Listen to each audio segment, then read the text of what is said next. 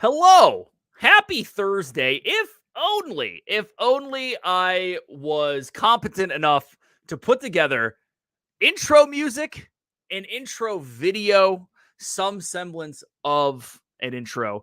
You would have that here. So just pretend. Think that there's music involved. We're good. Welcome in, everybody. It is episode 4 of season 4 of the DisFluencers podcast, the rebirth, if you will.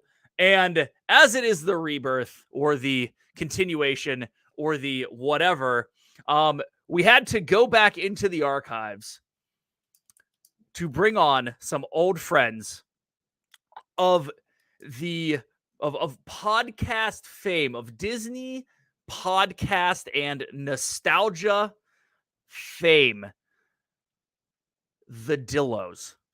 From Dillo's Diz, it is Frank and Jen. We've had them on before. Go back and check it out.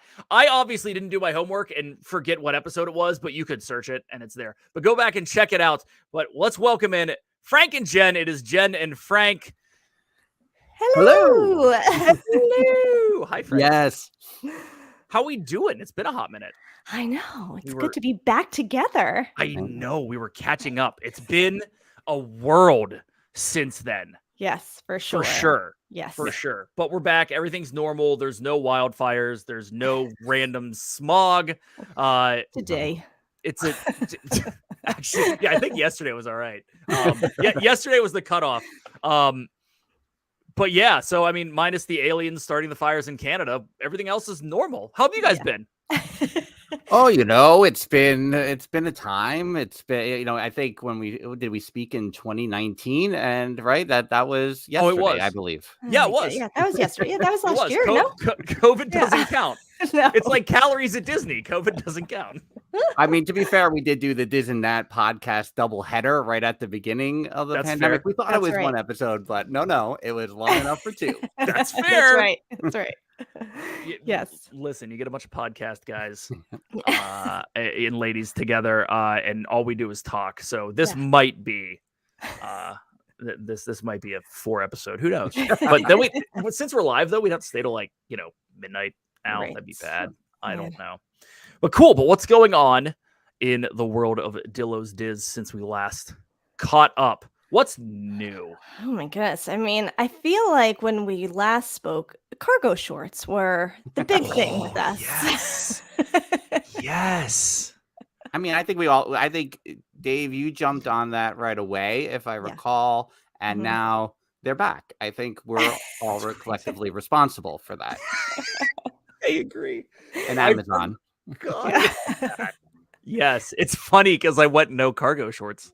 I'm like I 100% gave in to the Travis Matthew just standard I'm a dad golf shorts. But every once in a while I grab the old school camo cargo shorts to go to the grocery store or whatever. You're in a safe place. You talk about how often you wear those shorts. Don't be like, once in a while at the grocery store. It's fair. I wear them more often than not. That's true. So what's really funny, and I 100% blame COVID, work from home, all that fun stuff.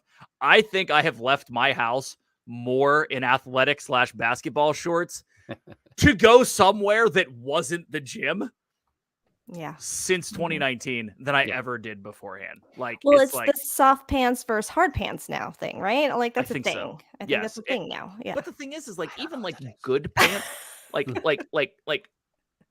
you have the 4-way stretch material. Mm-hmm. They're all like super light now. It's not like back in my day, right? So back in the days of Abercrombie and Fitch and American Eagle, those cargo shorts weighed what? Without loading down the pockets, 11 pounds? Yeah. 100%. Yeah. I mean, it was close, right? Had to be. And now everything's like, it's breezy and moisture wicking.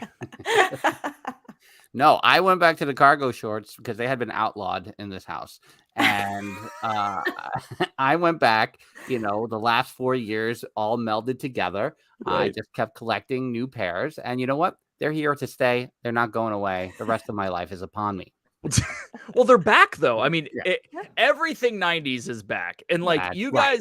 guys have really jumped on the nostalgia train in the last 3 years? Forever? Oh. Forever. Yeah. Right. But you really have, right? Yeah. So is the resurgence of late 90s, early 2000 fashion and culture, like, are you guys like super pumped about this or what? I think you're gonna say we're super responsible for it. I think that's fair too. That too, of course. Yeah. Of course. Yeah. I thought that went without saying. Well, I think that's, especially the last 2 years, we've gone to 90s Con, both years. It really has pushed that element for us a little bit more because we've been talking about it the last couple of weeks on Theme Park Thursday, the podcast, and just saying that, that year before when I was like thinking about podcasting, what I was listening to was like Disney podcasts and wrestling podcasts because I'm a big wrestling fan, right? And those wrestling podcasts all had to do with nostalgia, and it took a while. For me to realize, like, no, I want to talk about nostalgia, and I want to talk about it. And I'm not gonna say it's like the good old days or things were better back then. I'm not down that road, but it's definitely like, remember where you came from, Simba. That kind of right? feeling. Yeah. Yeah. I think with 90s Con 2 years ago that I was like, oh, what am I going to wear? How much do I really want to like go into this? Do I go full force? Do I like play it cool? And I just went with like, the plaid. And then I found jeans that are like cargo pants, but jeans. And then they got the high waist. And I was like, these are the best pair of jeans I've ever worn in my life. Now I haven't been able, I apologize for the drag racing apparently happening on my street. I got Winston over here pawing his cage, so right, we're fine. This is obviously the most professional podcast you'll ever be on. Obviously, so rock and roll. But yeah, I was like, I haven't brought myself to like wear them out yet, but they're sitting there and they did make me go, do I need to invest in some like mom jeans now? Because I think those are pretty comfortable and it'll be that like middle point for me, I think. So in the last several years, Brandy has started a boutique where mom jeans are a thing now. Like, not even like they're not mom jeans, they're just jeans that everyone wears. Yeah. High waist is a thing now. So love it. I say wear them wherever. Don't worry about it. Just go for it. Yeah, I like it. All right. Yes. It's the cargo pockets that make me go, I don't know. Should I hold back on this? Does it matter? I don't know. Whatever. It's all good. So 90s Con, right? Like, where did this come from? How did you guys get involved? Well, when it was announced, because the same producers did Christmas Con, but the 90s Con announcement, when they announced their celebrities, and they announced a lot all at once, it came with the idea, the presentation of members of the all new Mickey Mouse Club were going to be there. And Jen and I basically grew up on the all new Mickey Mouse Club, even though we're 7.5 years apart in age. Being the older and much older. Thank you. And when that happened, we were like, well, this is an event we must attend. And we were never con people before. We weren't Comic-Con or any kind of con, and so we were new to it. And we were kind of blown away by everything. We've had members of the all new Mickey Mouse Club on the podcast before. Right. So it was kind of first time in person, first time, all these things were happening at once. And then you like get the bonus of like, let's go take a picture with Leah Thompson. Okay. Yeah. That's awesome. And then that grew into this last year, correct? Yes. And so we had to go back, obviously. And I think it's just we are nostalgic people, and so this con made sense for us. Now I feel like there's probably a con bug that I didn't know about, because now I go, what other cons are there? Where else do we have to go? So bad. I start looking into it. I'm like, I could see these people at these cons. But yeah, I think it married our two worlds of Disney and the 90s so well that we're like, well, we got to keep going with this and see where it takes us. I mean, obviously. Right.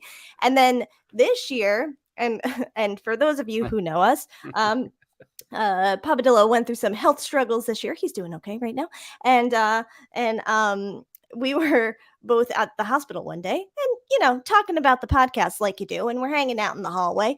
And we were like, I should do like a Dillo's Pop. And we just talk about pop culture because we sit there and we talk about TV shows, current or past. And we go down these rabbit holes and we have these full blown conversations. And like, well, we should do this. And so we have so far only done 2 episodes, which is like we'll do it when we can.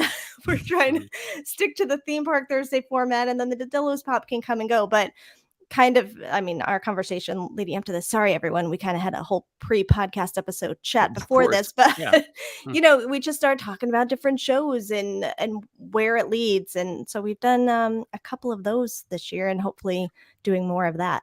Yeah, and it definitely leads into from my brain, and to try to make it, I try to justify everything. A lot of the shows we talk about, I find the way that I can connect things. So, we love talking about Beverly Hills 90210, and we were doing it earlier in the chat.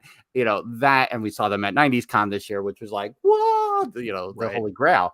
And but I know that those first couple of summers that they were doing new episodes in the early 90s at the Beach Club, and Brandon was working at the Beach Club. And then Jen and I, we, with our family, went and stayed at the Beach Club. And that was like having our own Beach Club. It's basically the same thing.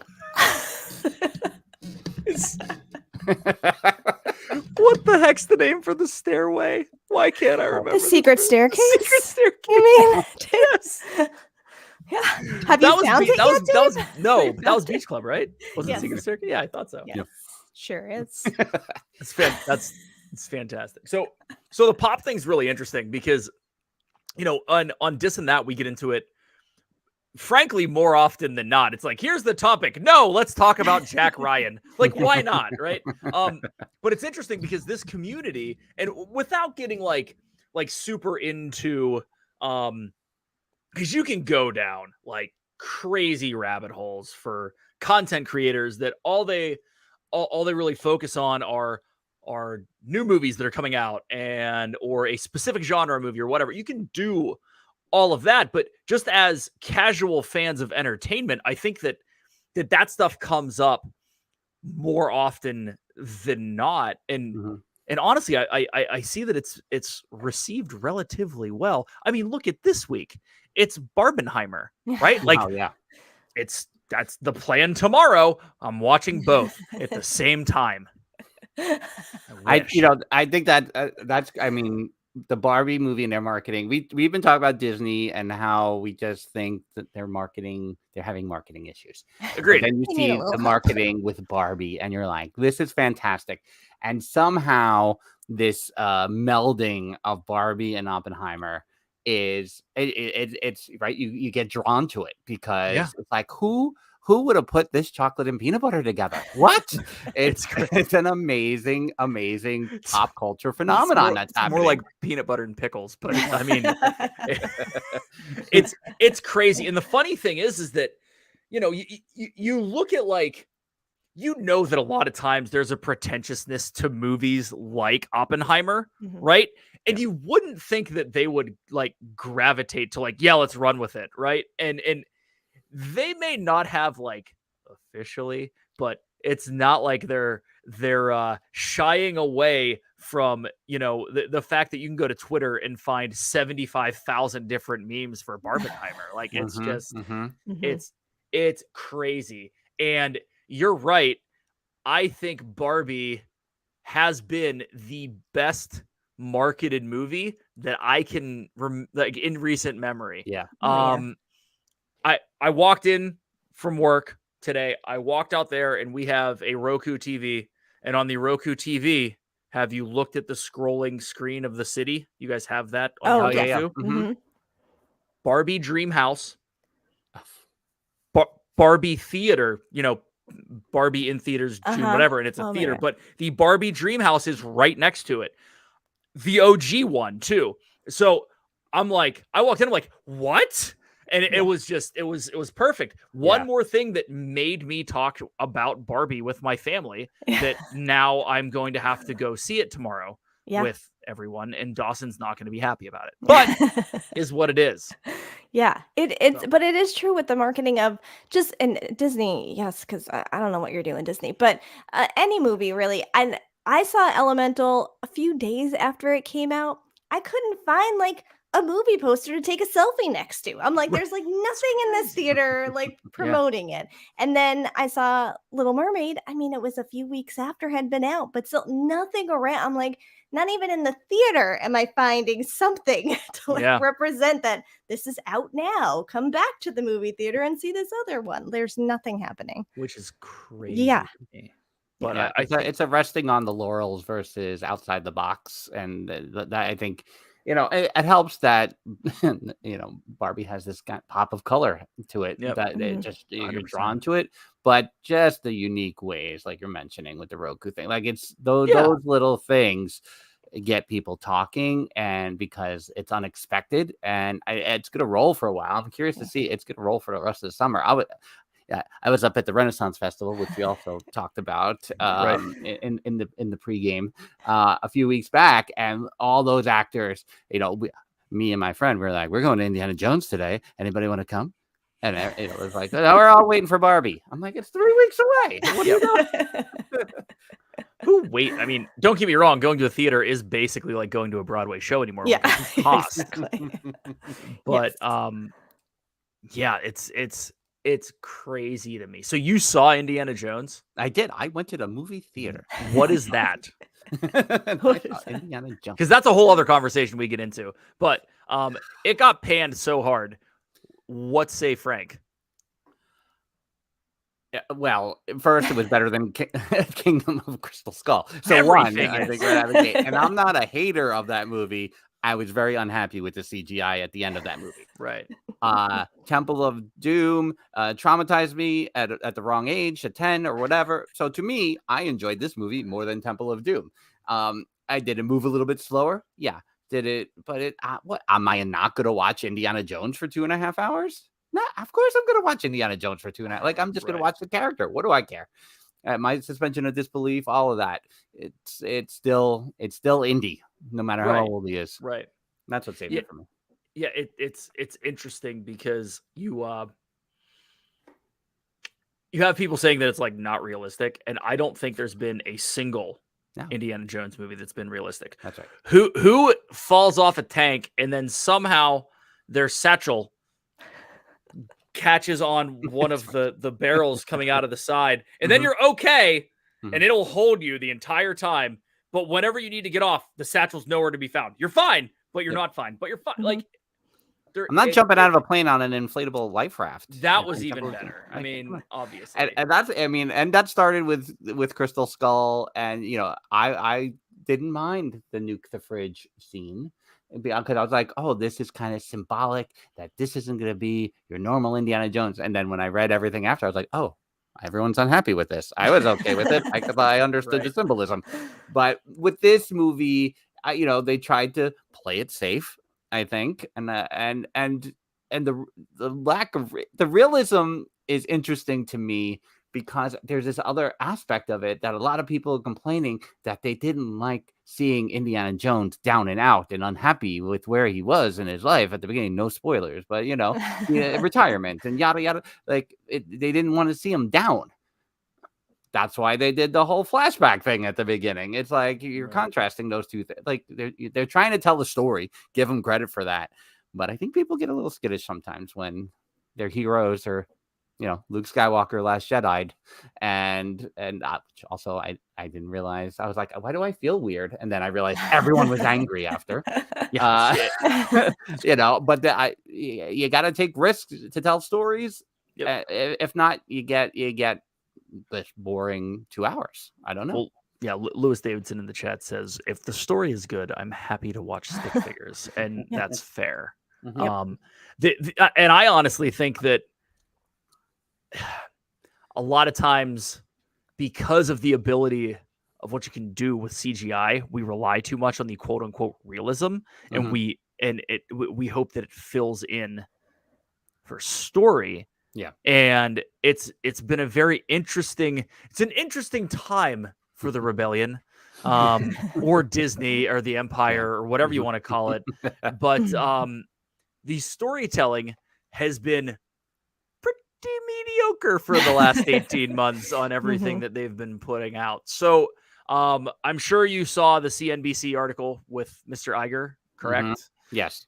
We saw the pullback on Marvel and Star Wars. So thoughts on both of those? I mean, just from what has transpired, and we can talk Marvel and then Star Wars afterwards or however, whatever. But like, I look at this as the precipitous moment was Endgame because it was fan-freaking-tastic. They stuck the landing. Exactly. It did everything it needed to do for a movie that was the culmination of, what, a decade plus? Oh, and it's been rough since. Really rough. And I'll start, Jen, I guess, because I think it's hard because I read something like that, and Iger is not wrong, but it also goes back to the original talk here about making marketing things a different way and making things feel special. Now, I get it if you don't want to sell us on a bill of goods because the product is not good. Like, I understand that part of it, but there are so many cooks in that, especially at Lucasfilm first, in that Lucasfilm kitchen, that it's very. I mean, I'm hoping Ahsoka turns that back around real quick, but I don't. Between the Book of Boba Fett and Mandalorian season 3, which I enjoyed because I watched it with my kid, so for that, she enjoyed it. I enjoyed her enjoying it. Right. I'm fine, but like you can just feel everyone putting their hands all over it, and it's like, what are you doing? It kills the linear storytelling.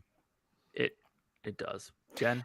I hear it, and my hope for it, maybe it's my cautious optimism or something, I don't know, is like, do you just mean you're gonna like hit the reset a little bit and just slow it down and really like think things through, come up with a better plan than what you've been doing? And it's not so much like, well, we're taking these things away or we're never going to do them again. Like, are you just going to like really start to come up with a different course of action when you're doing these things? Because when you even like if you think of during the pandemic and the movies that were going straight to Disney Plus, like Raya, or just these movies that are like, here, how about this movie? How about that? I'm like, whoa, would this ever happen if you were just putting them in theaters? It feels too fast to me. It's just, I understand that when people really like something that you've put out, you're like, oh, well, we got to do more of this. But it's like, slow it down a little bit. People like it because you probably put a lot of the time and the thought into the first round.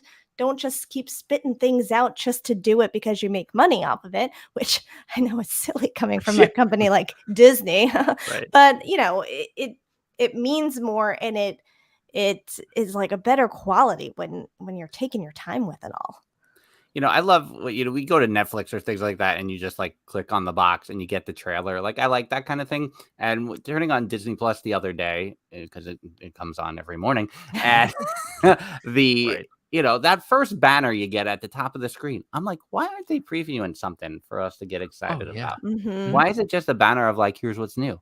Like, tell me what's coming. Tell me what to look forward to. Tell me, why aren't you selling me right here, right now? This is the first thing I'm looking at. So like things like that, I'm so curious about. But yeah, Marvel, I get the pandemic screwed up everyone's thinking creatively, but it's the reset is correct, and just go, we have to create a 5-year plan or something like along those lines. It's overload, right? Like I did not watch Marvel until a month before Endgame. I watched 18 movies. Of the yeah, right. I had to do the same thing. Yeah, of the 20 some that like you could knock off like 6 of them that didn't matter, right? And it was funny because Thor 2 was like the one you had to watch because they went back to like, spoiler alert, but they go back and Thor talks to his mom. Like, I didn't know anything about it. I got a text from a buddy who was in England who watched it 5 hours before I was going to, right? Obviously, time difference. And he's like, hey, all those movies I told you that you needed to watch, yeah, you need to add this one. If not, at least here's a link to a YouTube executive summary of it. Watch this. And if you don't have time for that, watch between minutes 4 and 5:50, and you'll at least know what's going on in that one scene. Yeah, and it was great. It was perfect. But man, since then, I feel like it's just been forced, dude. Like so much. Yes. And I don't really care to go to the theaters, so it's like I pull up Disney, and it's not that I don't care to go anymore. It's the fact that I don't want to spend $100 to go watch a movie that I'm going to be able to watch 5 weeks later for $20 on Amazon. Exactly. Yes. Right. And it comes across like they just expect us to watch. Like it, you know, you just expect it to happen, and we'll fall in line, and all of that, which is not. It's not, whether it's not the way they're thinking, I don't know. It's not the right way to think. It's how it's coming across, and you know, they're not working enough to connect. And that, you know, was it an Iger, you know, a post Iger Chapek era thing, you know, and now it's going to take that much time to turn. I don't know what the answer is. Not now with the way Iger's talking and Fran Drescher's punching him in the face, but you know, figuratively. But it's they got some roads to climb. Yes, it's pretty crazy. It is. It's crazy that it's come to this point, considering where Endgame was and where Force Awakens was, and even the first season of Mandalorian was. Yeah, you know? Mandalorian was fantastic. Season 2 was good. Season 2.5. Book of Boba Fett was okay. I still haven't watched 3. I mean, Book of Boba Fett got a lot of hate, and I don't think it was that bad, to be honest. I really don't. Yeah, I think it had a lot of, you know, it took its time. My kid loves Obi-Wan Kenobi. I tell Jen all the time. I think that's going to be her favorite Star Wars forever, and it could be Kenobi the show. The show. Young Princess Leia. I know. But young Princess Leia. She's 7. She loves Ewan McGregor. Ewan McGregor's great. You're not going to fault Ewan McGregor. Darth Vader's in it. Those are the only 3 things she needs. But it is so true. We've talked about this too, with like, to your point, Dave, of like going to the movie theater and not wanting to spend $100. It's also that Disney, you're putting out something like, I mean, I know it's Pixar, but still, it's the same umbrella of like Elemental and Little Mermaid, and what else came out? Something else came out right around that time, and it's like Guardians 3. Yes.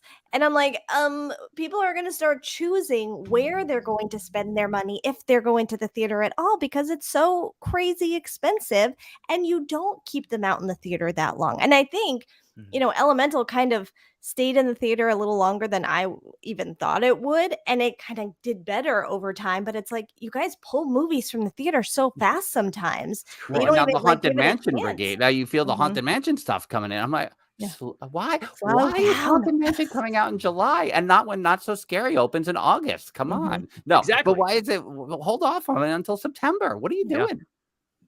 Yeah. It's. I can't let the Obi-Wan thing go. I can't. When I watched that first episode, and spoiler alert, we had never heard in any canonical story about Obi-Wan meeting Leia at all. And then he went and helped save her from Flea. Was frustrating to me, because you changed canon immediately like this with a show that wasn't supposed to be a show. It was supposed to be a movie of Obi-Wan. And now we get this, and I love Ewan McGregor in that character. And he was so destroyed at the beginning of that. And it didn't make any sense to me why it was that far, and that there would be no reference to this incident ever in episode 4. So I know they had to do something because they wanted to tell a story, but that story got real bad real quick and screwed up the rest of the timeline. Mhm. I have gone rounds with Steve in a much less nice way about this show. Mhm. It's bad. It's bad. Yeah, going into the show, I was very much like, my brain is so locked in to the line, "We meet again at last" in episode 4.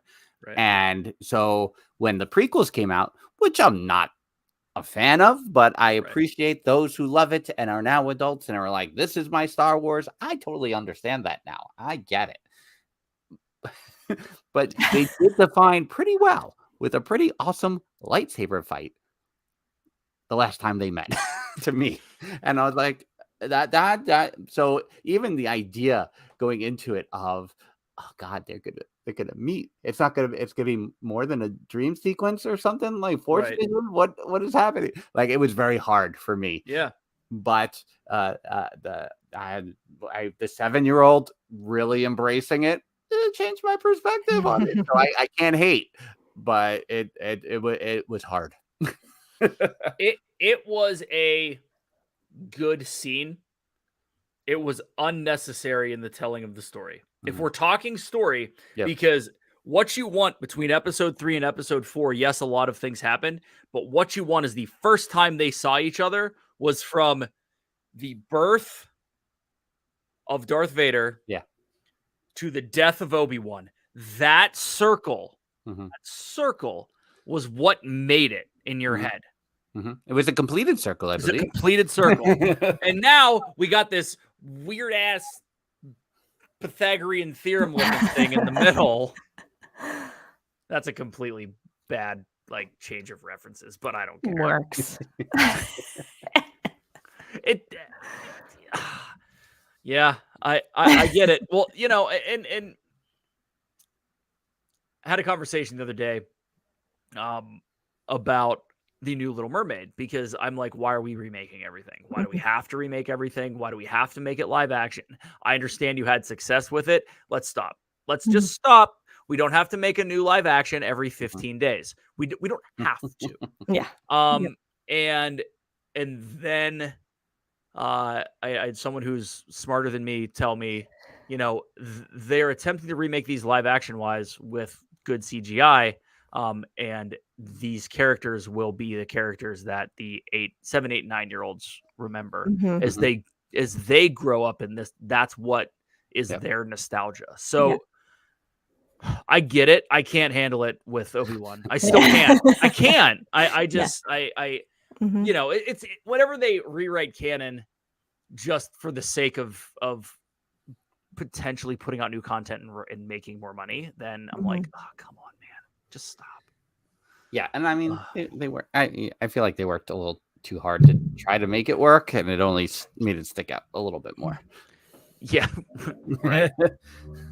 Well, then we got 3 new movies coming, but what's the real question? Is he going to dial back the 3 new movies? Because what's after Mandalorian? Nothing, right? Right. From a series standpoint, there was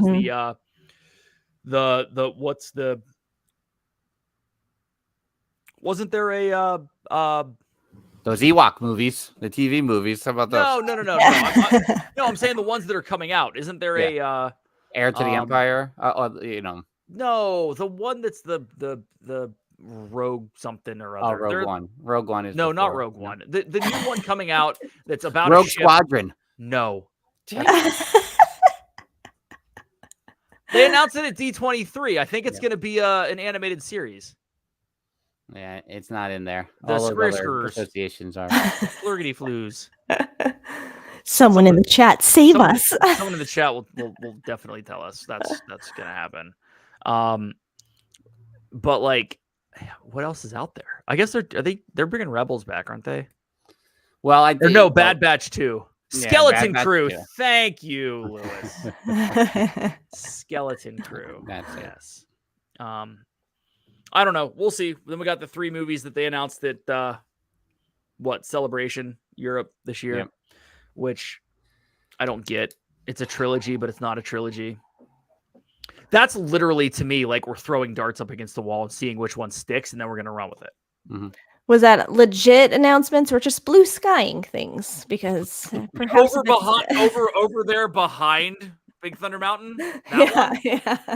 The worst. No, it was legit. They're doing 3 movies. They're doing one that's Knights of the Old Republic. They're doing one that is the Filoni one, right? Right. No, Filoni's doing that one, right? Maybe. And then there's the Ray one. There's one with Ray, and then there's there's the Mando wrap up that Favreau's doing. Oh, they're doing that as a film. They're doing Ahsoka, Mando, Book of Boba Fett wrap up as a film. So much. It's so great and not necessary all at the same. Like would I ever thought at my age I was gonna have this much Star Wars in my life in 1985? Did I think I would have this much Star Wars in my life when it was over? You know, when I got the Ewok TV movie instead of so it's very hard to be like be ungrateful. But so Frank, think about this, right? As Star Wars nerds, in '83 it was over. Now, granted, I was 3, so whenever I watched them all, it was like '87. Right. But there was nothing. And then all of a sudden they announce that they're going to remake the original trilogy with new footage that Lucas wanted in there. And it's your movie now. There's no official original one anymore. It's all the new stuff. You know that. So at any rate, we get that. And then they announced that they're going to do 3 new movies. And we had to wait, what? Was it 3 years between each movie? 2 years. Oh, yeah. 3 years. It's 3, right? So all of this absence makes the heart grow fonder thing is 100% true. Now that absence is like 1 fiscal quarter. If you're lucky. Yeah. With Marvel, it's a 4-week absence. Right. Marvel's the one that gets me. Yeah. To be honest. I like Secret Invasion. I want to like. I've watched the first 2 episodes. It was pretty slow. Everyone who's actually caught up tells me it's pretty good. And I just want Sam Jackson to get the Skrulls off the planet. And if that is said, I'm in. Whatever. I don't care if the show could suck. If that is said, I will be very happy. No, I think they got. I mean, and this, I'm not into Marvel as much as anything else, but I feel like the success that they continue to have with Guardians, they think they can apply that to anything. And the truth is they can't. They had perfect casting in the right character roles and just that was a formula that, is very hard to create. And they did it with that one. You can't, it's not the formula, the recipe for everything. You can't do the same thing. You also had What's His Nuts directing it. Why can't I think of his name? Who's now doing DC? Yeah. Who also used some very colorful language about Bob Iger during the SAG strike. So I don't think he's coming back. And he might have had some pent up aggression whenever he said that had nothing to do with the strike. Yeah. But Gunn, Kenneth. Yeah. So cool. but like the funny thing is like right now, I've said this before, with Marvel, phase 4 was to be the introduction of new characters because we aren't there, right? So it was the introduction of new characters. People wanted every movie to be Endgame. And that's just kind of where we're at now. People want the expectations are. They're not Dilloing the expectations. Right. We need to Dillo them. Just back it down a little bit, kids. So like I'm pumped for Secret Wars. It's Captain America whatever next year, right? End of 24. Captain America: The Search for More Money. I mean, that's what all of them should be called. Right, exactly. Yes. That's actually the multiverse that I want to see, is the Spaceballs multiverse.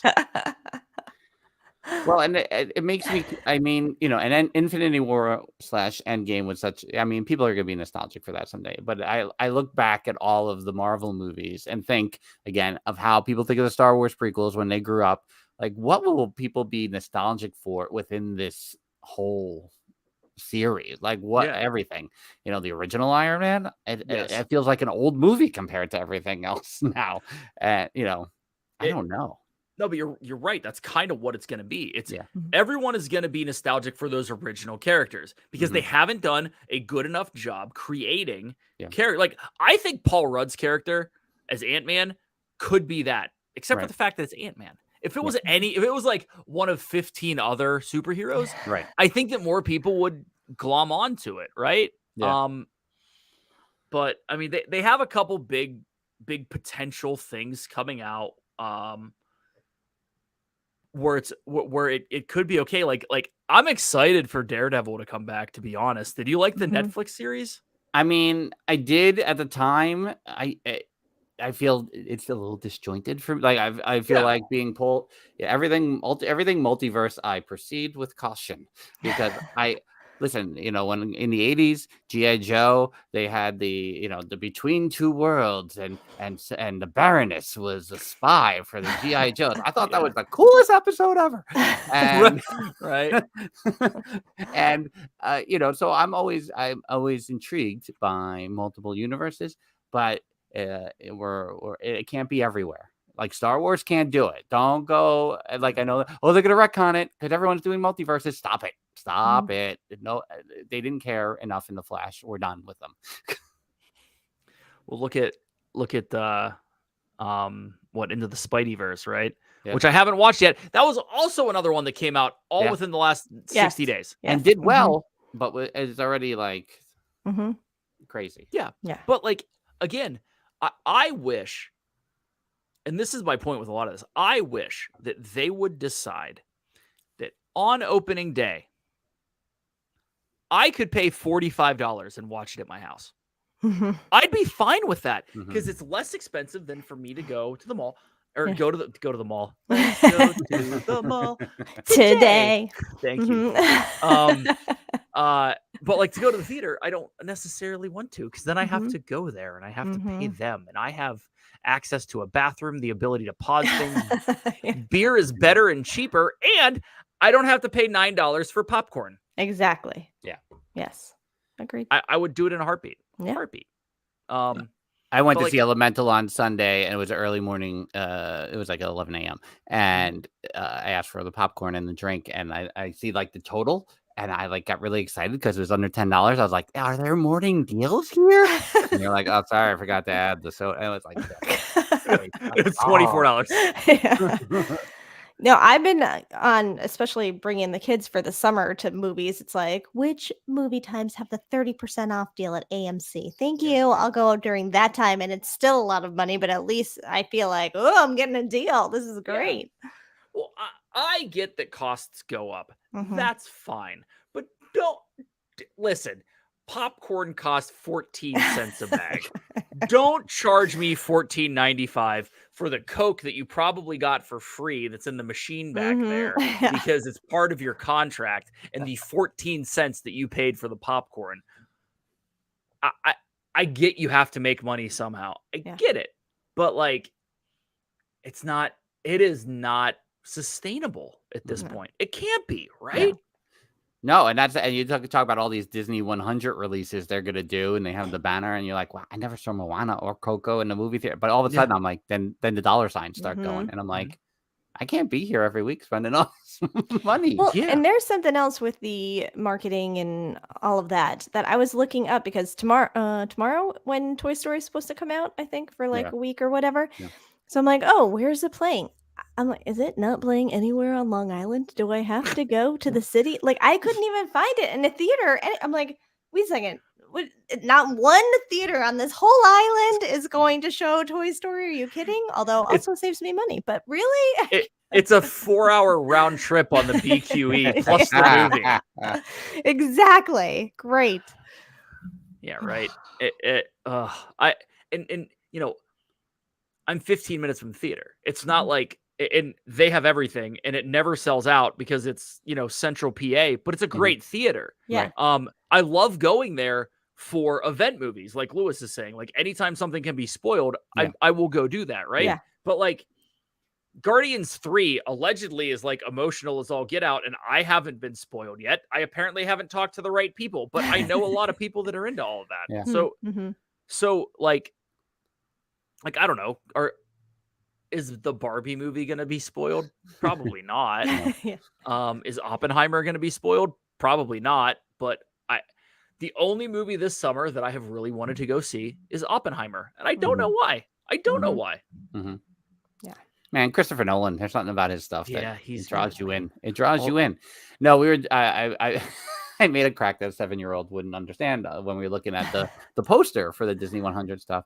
And like, why are all these Disney movies are coming out for the 100th? And I was like, all these movies are coming out so they can see which ones do the best to add to the theme parks.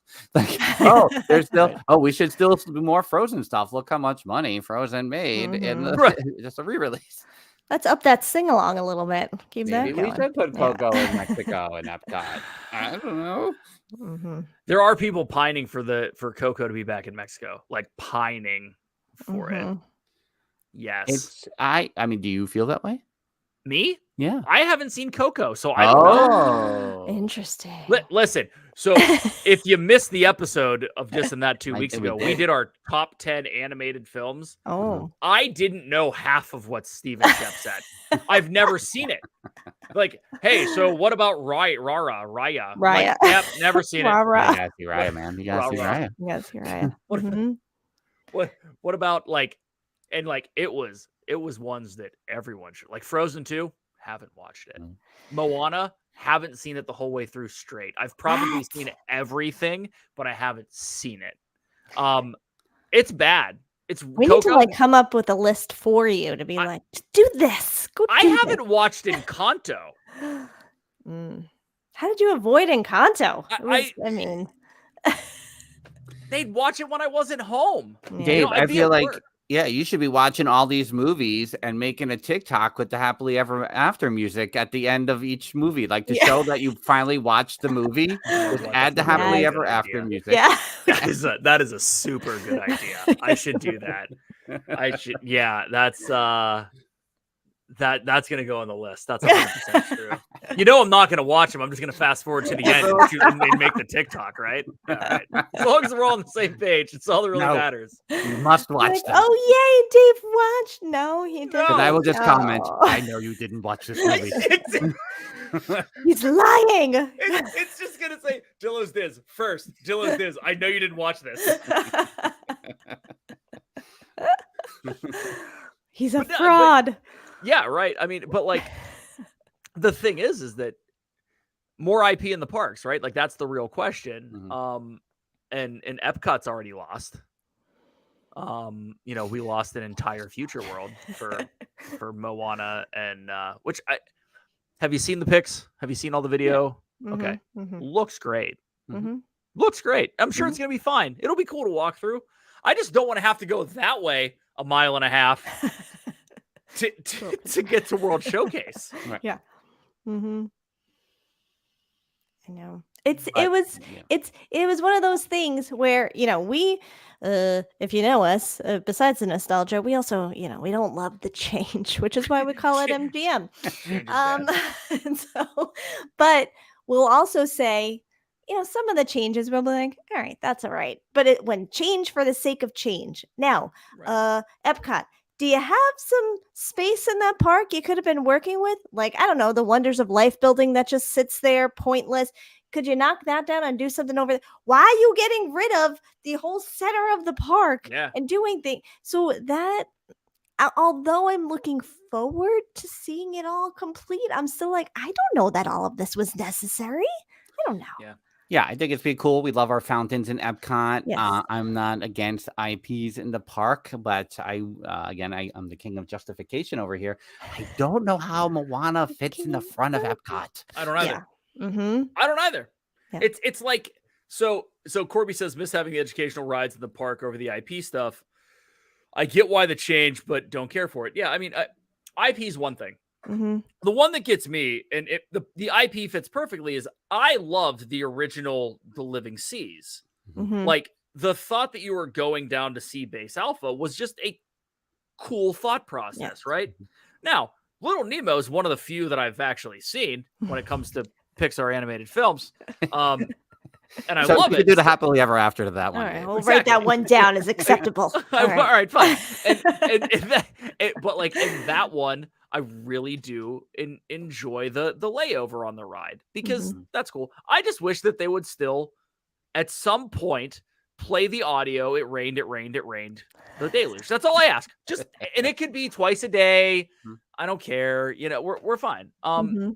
But like you said it, the Moana thing's kind of a thing. We allegedly were going to get this whole play pavilion in Wonders of Life, but where'd that go?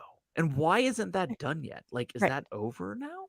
Like, I'm so confused. Yeah, and you know, and when they announce something like that, I want to be excited, but I feel like I've seen one too many things Disney Quest like it that I'm like, no one in a year, no one's gonna be in there anymore. You know what is you gotta. They got to think of what is gonna keep bringing people to the yard, and it's a milkshake. I don't know if that's it. That's the answer. Is a milkshake. My milkshake. Maybe there should be a milkshake pavilion. Well, they have. They're called food booths, and they never go away because Epcot is one big festival now. Constantly. Yes. I can't put milkshakes over here. It's too close to Club Cool. I can't have cool and then milkshakes. No. Yeah, no. But is it Mandy says, "Is it sleek? Bring back electric umbrella. Yes, please." Agreed. Yes. Agreed. First Figment was best, 100%. No question. Yeah, that's another pavilion that it's going. Like it's gonna go. Not the fountains, though, right, Dave? Not the fountains. Not the fountains. Hopefully, I hope not. I mean, elaborate. It's gonna go away. You going to take out those two pyramids? Well, here's my thing. No, that's gonna be there, but Figment inside is going to go away. Look, they kind of experimented with the Wreck-It Ralph thing over there. They've already started with that. Now you have a movie like Elemental, which I haven't seen, but it's been received well. It's still in that, like, okay, you know, Toy Story's one thing. You can't make the direct comparison, but Toy Story had a very similar box office opening. In a time when people actually went to the movies, by the way. Granted, the dollar value is different, but you know, right. Yeah. But like, okay, so now you have Elemental and you have this water that jumps, which is an element. And now you can kind of keep this stuff. Now you take Figment. Now, granted, they've maybe I'm wrong because they have leaned into Figment pretty hard the last couple years. They have. Yes. So I've been saying this for I don't say it enough on the podcast. I almost should say it every week. And that is, to me, you know, they had the world celebration, the world other thing, the world third thing. And but they never really shaded that pavilion appropriately. Ever. Yeah. And to me, those two pyramids, they're the Da Vinci Code unlock to making Epcot what it once was. So whatever they decide to do next, right, it has to be what then it just spreads out across the whole park and makes Epcot again. Take us back in time. You're right. Like so Lewis said Inside Out would be a perfect fit. It could make it edutainment again. Yeah, that actually makes sense. I think they were pushing for that as well. Especially with the sequel coming. Yeah. Have you seen that one, Dave? No. Yeah, I didn't think so. I haven't watched Inside Out. I've met the characters. I haven't seen Wreck-It Ralph. I've met him. Big Hero 6, which I didn't put on my top 10, and I should have, because Big Hero 6 is fan-freaking-tastic. Okay. All right. I was like, have you not seen that either? No, I have. It was that song is infectious. Oh yeah. Infectious good. Yeah. But yeah, super good. But yeah, it will be interesting. I kind of want it to be Epcot again as well. Like it's well, didn't they scrapped like the 3-level beer garden, didn't they? I think so. But the beer garden's still going to be there. Is it? Allegedly. Yeah. Yeah. I thought that was great. Me as a beer nerd, loved it. I loved the fact that there was going to be a garden where I could drink some beer. And if it's in Epcot, I mean, It does. It Yeah. does. Yeah. Anyone think that they need to cancel Food and Wine and put in a new one? Man, there's just so many festivals. Not this July, but the previous 2 Julys, I was there in the 1 week, I think, of the year that there's Yeah, no Diet festival Epcot. happening at God, yeah. And I'm like, "Oh, this is nice. I can just walk around World Showcase. This is kind of okay." Um, Food and Wine, I used to love and go every year to and make a point to take a trip during Food and Wine. And then like the beers got smaller and Yeah. then they started becoming this big and like a sample size instead of a Yeah. real beer and like things just started changing more and more and then they started adding these other festivals and I'm like, okay, so is it a thing? I don't know that it's necessary and you're not getting the same amount that you Right. used to get and all the things. So, I mean, there's a lot of festivals at all times. Right, because they expanded it into like right when Galaxy's Edge opened, where Dave and I were both We there, were all but there. we're on We missed opposite each sides of other World by 15 Showcase the minutes whole day. everywhere, but yes. Yes.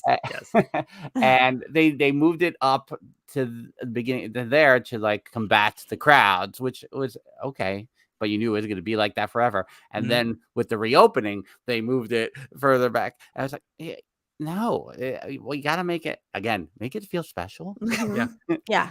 Yes. Let it be the fall thing. I don't, it's not And the that's summer it too. thing. It used to be the fall thing, and like towards the end, you could kind of overlap with the holidays that were Mhm. creeping into Mhm. some of the other parks, and that was like a really good time to go. And now it's like, and we begin in July now. What? Yeah. It used to start in October, November.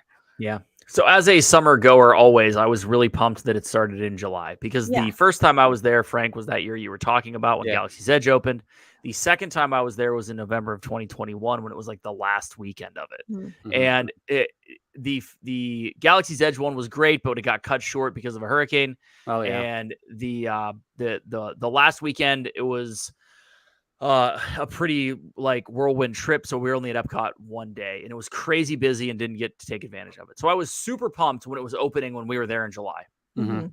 Super pumped because I always hated being there in August knowing that 10 days later was Food and Wine because we would sometimes go later in the year. It Yeah. just, it was FOMO at that point, right? Yeah. Well, my thing is that there's no more wine involved. It's food and occasional liquor drinks with beer and cider, but there's no more focus on wine. Mhm. So everyone else in Orlando does something similar. Like SeaWorld's apparently is absolutely out of this world, and you can Mhm. buy a little card that is you get 10 items for $50 or whatever it is, and you can like do your thing, right? Yeah. Mhm. Now, Jen, I am totally fine with the making the beers smaller. Mhm. Bless you. Mhm. Thank you. I thought I hit mute, but I missed the button. But I'm okay with it because there is one thing, like, don't get me wrong, I always appreciated the 775 12 ounce or like that's fine. Yeah. The issue is when you have a turd burglar that is going there just to get drunk. Yeah. The 775 14 ounce draft is not a good thing. Correct. So Yes. I get the pullback, plus they make a Yes. little more. I get it. 100%. And I'm okay with that Mhm. from a functionality standpoint. Yes. Mhm. What I don't get is the $14 gnocchi in Italy. Always expensive.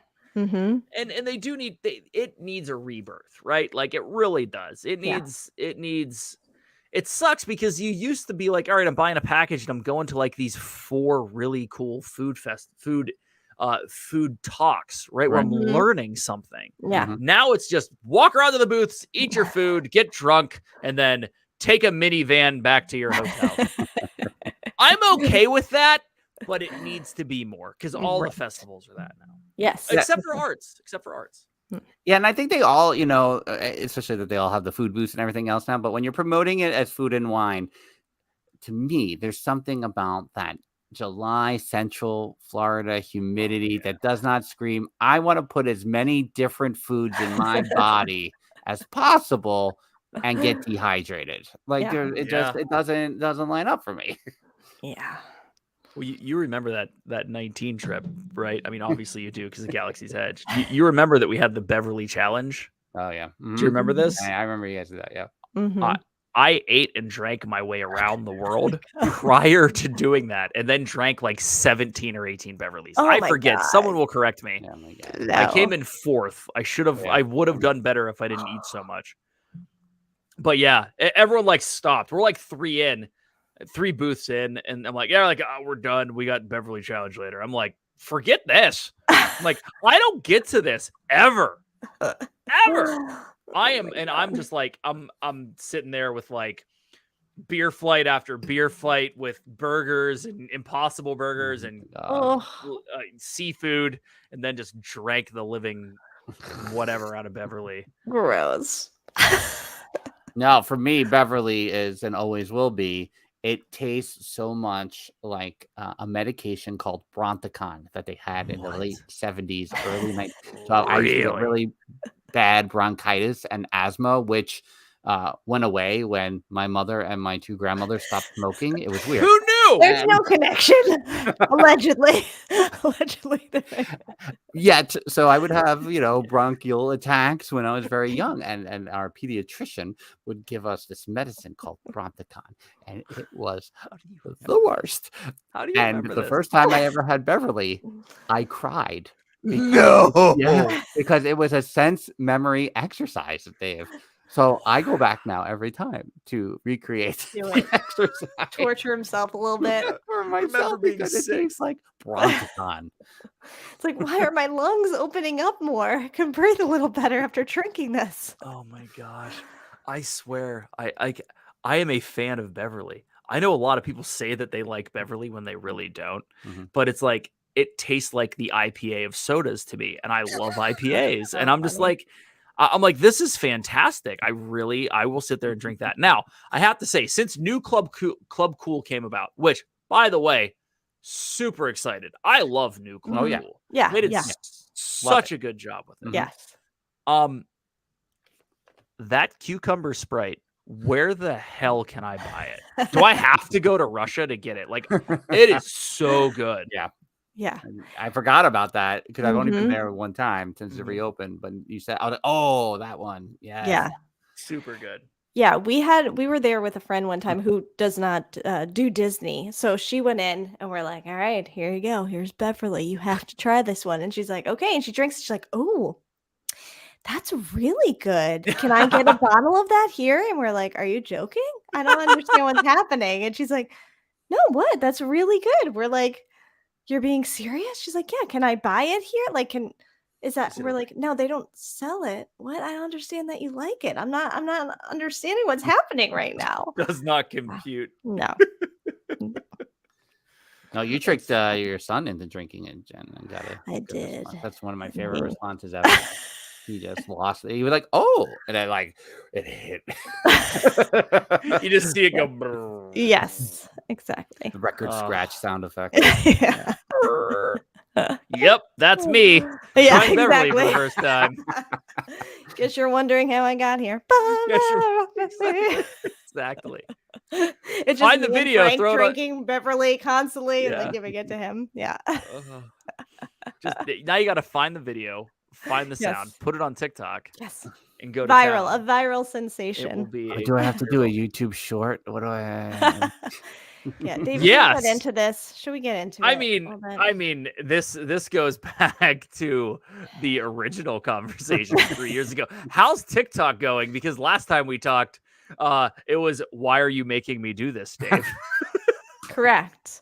I would say, Dave, at this point in time in 2023, we equally blame you and thank you because now TikTok is the largest following we have on any platform. It'll That's never move from its current spot, but it's the largest following we have. And that's all because of you. But I feel like TikTok is kind of like, if you got in at the ground floor of Instagram, you're able to like get those followers. Right. And TikTok, you had to be in pretty early. Now you're not getting followers or that. No one's following on TikTok anymore. one They don't is. care. Yeah. It's done. But we still do it. So thanks and No thanks. How That's dare awesome. you? Yeah. Yeah, that was that. So we should post on TikTok? Yeah, like 6 times a day. What? Yeah, no, that was Excuse you? that was fun. So the new one's Shorts, right? We talked about this for Ugh. like 2 seconds before getting it. Shorts is it. It is the growth platform. The funny thing is the other one is Facebook Reels, not Instagram. Facebook Reels. Man. But Facebook Reels are the old stuff. No. We haven't done any Dillo's Facebook Reels, I don't think, which we have plenty to put over there at this point. But Right. Do you guys have the Facebook like closed group or group in general on Facebook, like a fan page? Yeah, we have a We group. do, We have a yes. group page. Yes. Right. And it grows exponentially all the time, correct? Yeah. Yeah. Oh yeah, totally. Right. Yeah. What? Wait. What? Yeah. No. What's If it, happening? right. Nah. I mean, from so during the whole pandemic, I jumped over to the gaming genre for a hot minute, right? Yes. Right. So I did that, and being on gaming Twitter, obviously you learn things. Some of them good, some of them not so good. Yeah. New words, all kinds of fun things. But made friends there, and some of them are just like mopping up every reel that goes up because it's gaming. I don't know why. I think that there's a lack of gaming content on Facebook, and they're also pushing Facebook GG for gaming, but like multiple 1 million hit, 1 million view reels, and it's odd, it's weird. So Yeah. that's big. I know I've been having luck with shorts recently on YouTube. So I mean, you I'm have all listening of to it. you here, Dave, on the shorts. And here's the thing: Right. it's like we're modest, YouTubers. We wish we committed more to it than we only have 600 and something subs. Whatever, we use it to support the podcast. Everything is in support Right. of the podcast. So, but I do like the medium enough to want to. I want to find the way it applies to us. And that's been the thing for 3 years. Right. When we really started to try to, all right, let's try to move the needle on YouTube. We were on with Pete 3 years ago, and we were like, okay, but for us, I feel like we need to find something that everyone's doing, but also that fits us. And in this medium, I feel like it's been really, really hard to really zone in on both of those things. With the shorts? Well, just as anything, YouTube I think just in finding the general. way on YouTube. So I'm listening to you on the shorts. I'm like, okay, I hear you. How can I apply the shorts to something that applies to I hate to use this word, the brand of Dillo. Yeah. Well, it is a brand. So here's my take on it. What'd you say? Thanks, Dave. Yeah, it is a brand. It has been for 5 years. That's what happens when you start using something. It's called a brand. Right. It's words. No, it's super interesting because like shorts don't necessarily translate to long form content views. Yeah. For now. See, that's the issue, is that YouTube's still trying to figure out when someone's going to say, all right, I have followed this person, right? Like I saw one of their shorts, I subscribed, I want to see more of their shorts. So when am I going to start feeding them long form content, right? Or live content. Right. Yeah. So I don't think YouTube's figured it out yet. They've kind of come out and said, that we have it, but the algorithm's not right. And we want to keep it relatively separate because we don't want someone who's not doing shorts but doing good long form content to be affected by the virality of shorts. Right. So therefore their content's like there's a lot to it, because if you look at what I really haven't thought about this until now. If you look at what Instagram did with Threads, right?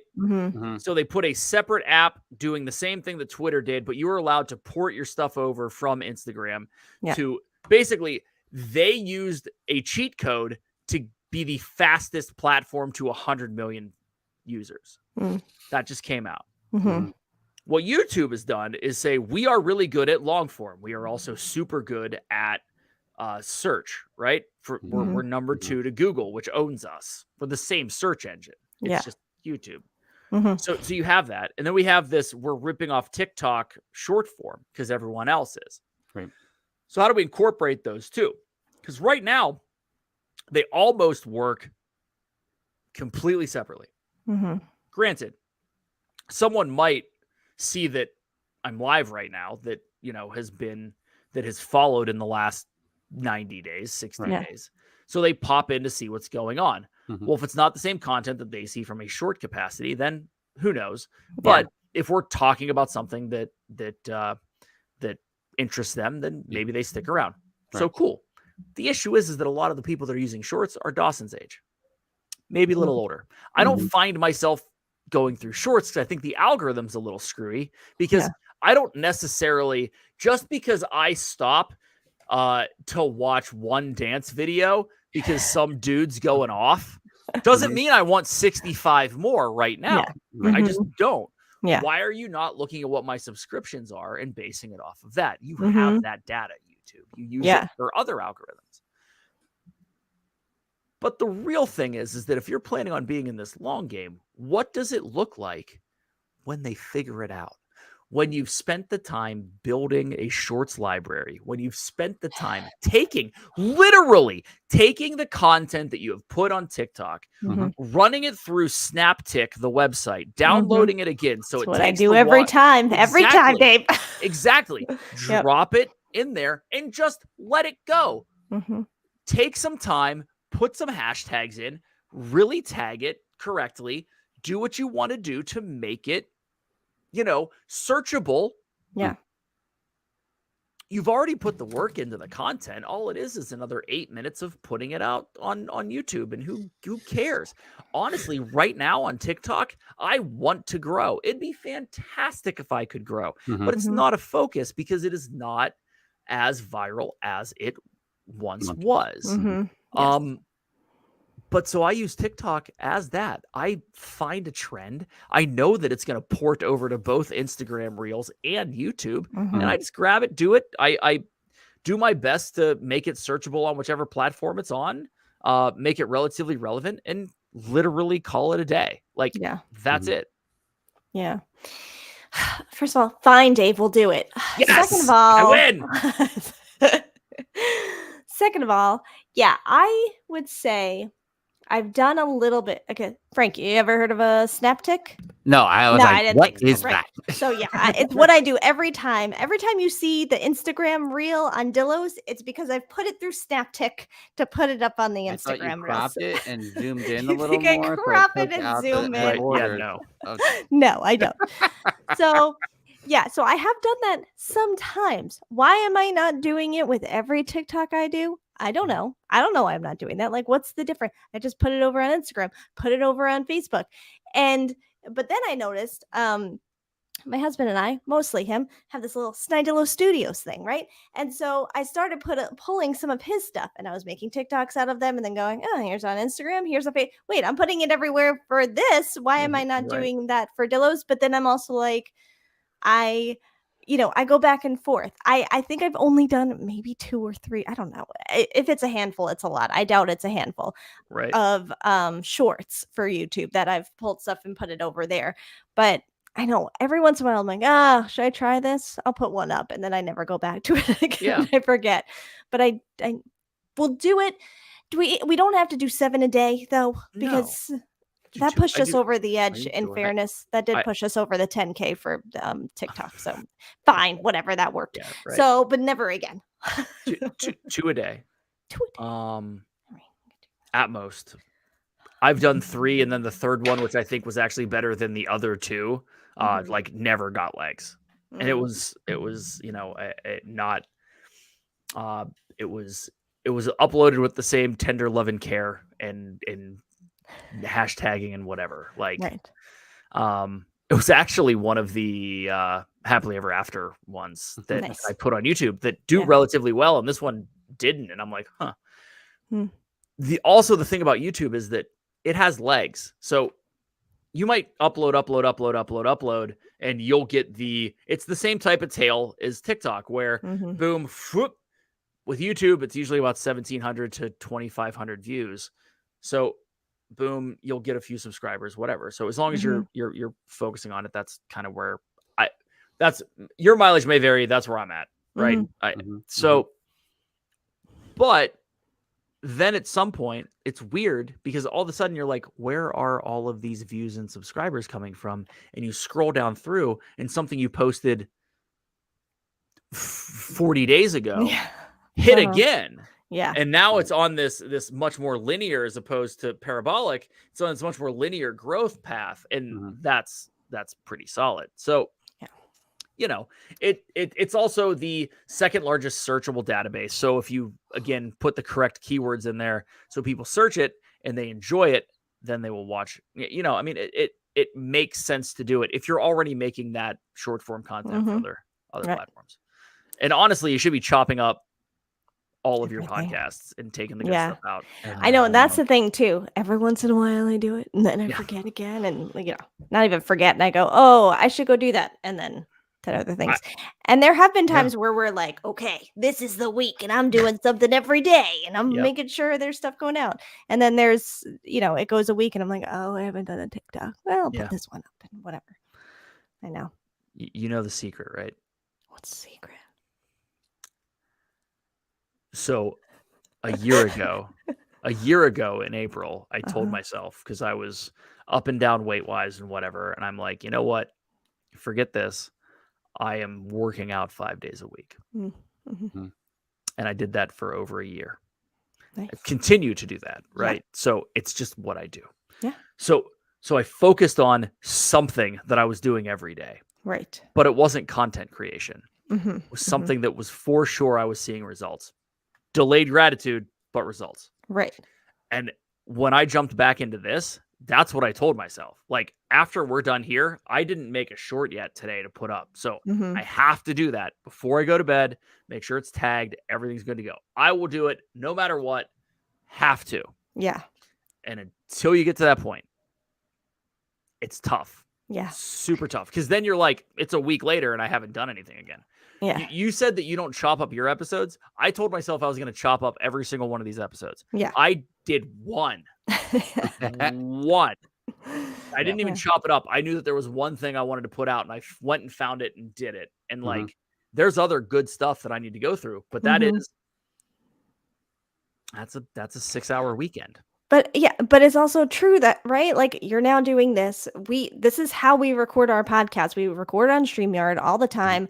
There's video there for us to use. Like, we don't even have to record something new. It's right there. And still, I'm like, oh yeah, I don't know. But if I do think of like, oh, this was really funny, let me go pull this specific clip, then I will do it. But yeah, I know we gotta because when we were doing these 7 TikToks a day, we were like, all right, we're doing this. Let's do it. And we did it for probably a month or more, I would say. Then you had one massively hit. Yes. It put you over 10K like that, right? Yeah.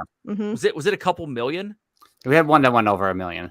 Yeah. In that time period, we had one. The most ridiculous of the TikToks that we've created. That was on Dudley Do Right, getting yelled at.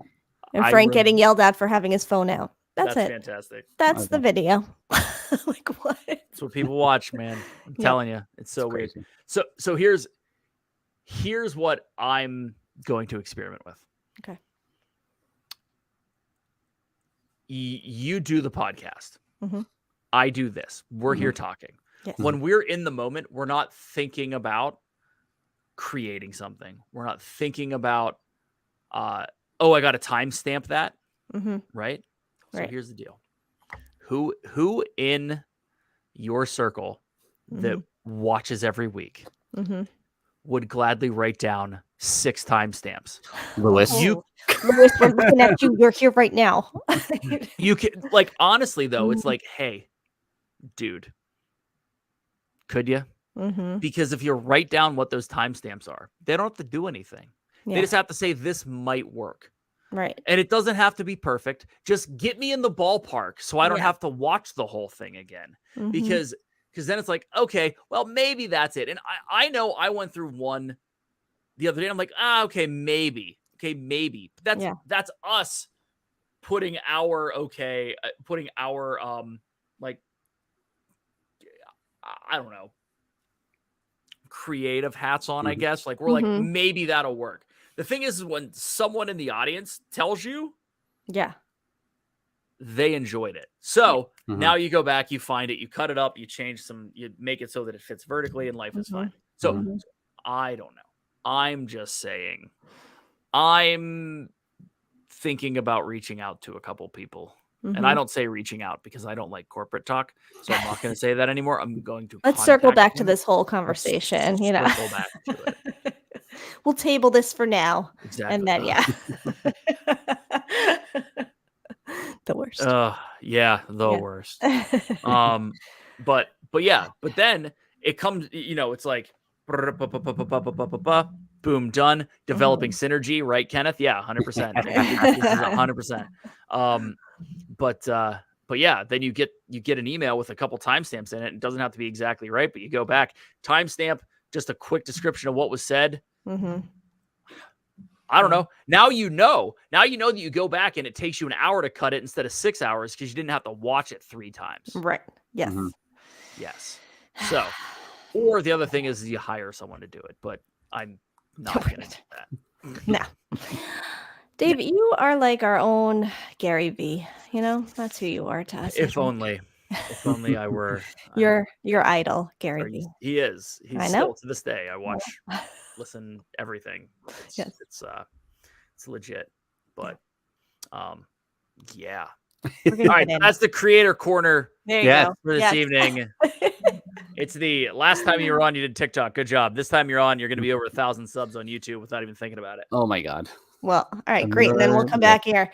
Thanks, Dave, I guess. I know, I guess. I will, and I don't think I've shared this since I've been back and since I've been doing shorts. It's been over 300 subscribers in the last 60 days. What? Shorts. Good for you. So, and that's on shorts. And the thing is that, again, you look at the translation, it's not necessarily there, but it's okay because who knows what it is down the road. Yeah. I mean, it's not even like having something hit super huge. It's just consistently,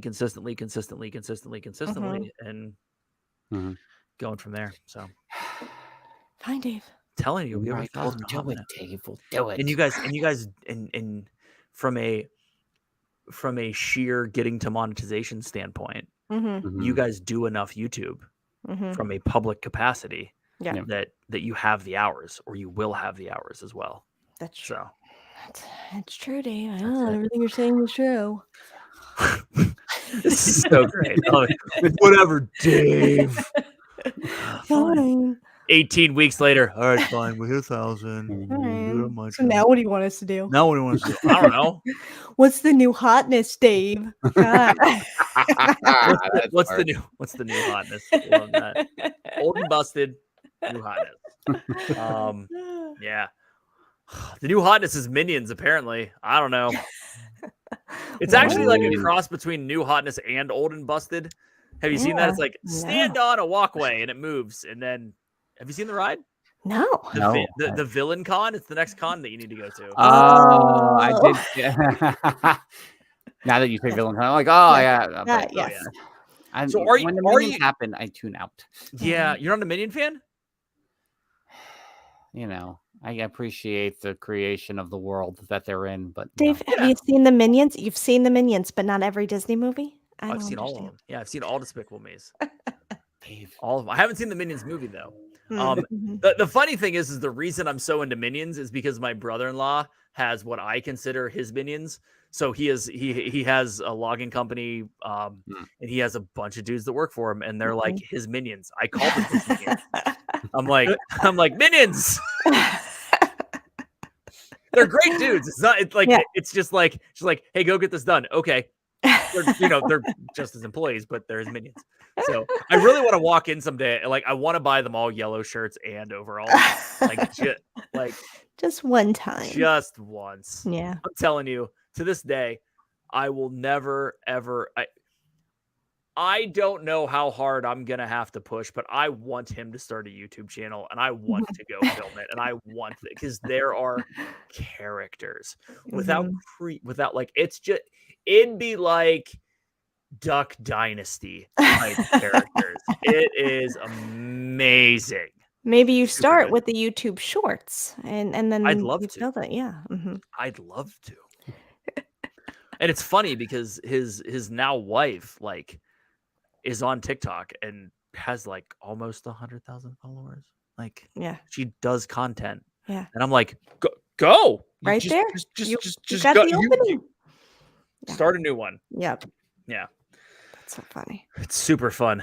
But yeah, why can't I like the Minions, Frank? This is wrong. No, I'm not. You can like whatever you want. I'm not here to spoil your joy. I'm just here to spoil your joy. Thank you. I'm glad. That is a very PC answer for 9:56 at night. That's fantastic. That's awesome. So what's up on the Disney front? Are we super excited about all the blue sky stuff that isn't going to happen? You know, it's the blue sky. We don't love the term the blue skying. Just let us know when it's happening. For real, like for real. And just that's it. That's all See, I always feel that I like to do episodes that are blue sky episodes because I just like have this like Powerball lotto type moment where someone at Disney Imagineering is going to be watching and be like, we got to get that Dave guy in here for an interview. Right? Like, I'm hoping. And it never happens, and it makes me we sad. do that. Like, if anyone's listening, and I'm sure you are, in if the you boardroom could together, send me an email. Yeah, I mean, I think, and it goes back to it feels like the dawn of time. But they announce projects that then never happen. Like you thought, Walt Disney World in the '90s was going to get a bunch of Roger Rabbit rides. It didn't happen, or all that kind of like that's normal.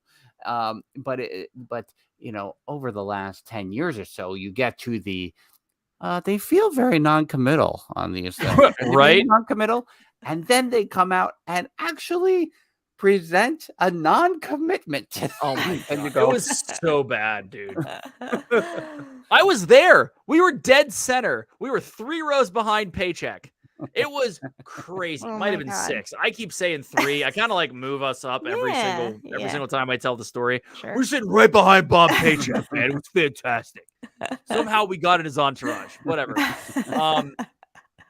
But like you see all this stuff that they're talking about at Tokyo Sea and Shanghai, and then the Disneyland or the Disneyland anniversary, right? They're doing a bunch of stuff out there. And they opened the show with Happily Ever Afters coming back. So you're just waiting. You're just waiting for what's going to go on at World. And then Josh D'Amaro says, maybe, sometimes we like to think about what could be happening. And I'm like, are you freaking kidding me? Maybe we'll put Moana and Zootopia in Dino Land. Why Moana? Can someone answer this question? No one has answered it positively. You'll see when the Disney 100 re-release banks a lot of money. Right. That's the survey they're doing this fall. Probably is. Yeah. But like I get that. The over behind Big Thunder Mountain. What were they going to do? Were they going to do Encanto and Villains Land? Yeah, I mean, I think they kind of said that. But yeah, again, I don't quite. I'm a flow guy, so I'm trying to figure out the flow. And when you say, "Oh, back over here," like what? Right. What? Why? What? Yeah. There's no flow that way. The world ends over there. Yeah, basically, it doesn't exist. It's just it's a cliff. Yeah, it is. So here's what I don't want. I don't like animal. So we had the Magic Kingdom 2014 Fantasyland redo. We had the 2019 Galaxy's Edge redo, right? With Toy Story Land a couple years prior. So they put a bunch of money into MGM. Yep. Now we have the Epcot Moana redo with Ratatouille. They obviously scrapped the Mary Poppins deal, right? We get Play allegedly. So the only park that hasn't had a redo since its inception is Animal Kingdom, minus Pandora. Don't get me wrong, they added Pandora, but it's Animal Kingdom's turn. Dino Land needs a redo. I would love to see them go back to Beastly Kingdom. It's not going to happen. The only logical thing in my head is Zootopia. Is that flow for you, Frank? Because it's flow for me. Have you seen Zootopia, Dave? That's my I first have. question. I have. I love Zootopia. I have I will say the couple of times I have seen Zootopia, it has not stayed with me. So I feel like a third viewing of Zootopia is in order for me. I understand people's love of it. And I think it would honestly make sense. I Yeah, I think they gotta show me. I gotta look at the what park is it in, Dave? Overseas, Zootopia. Where's it going? Is it Is in it Shanghai? It might be Shanghai. Mm. And I remember seeing it and being like, "Well, that would be cool," even though I'm not really familiar enough with the IP. It makes sense. Is it gonna draw me to the park I go to the least? It will not.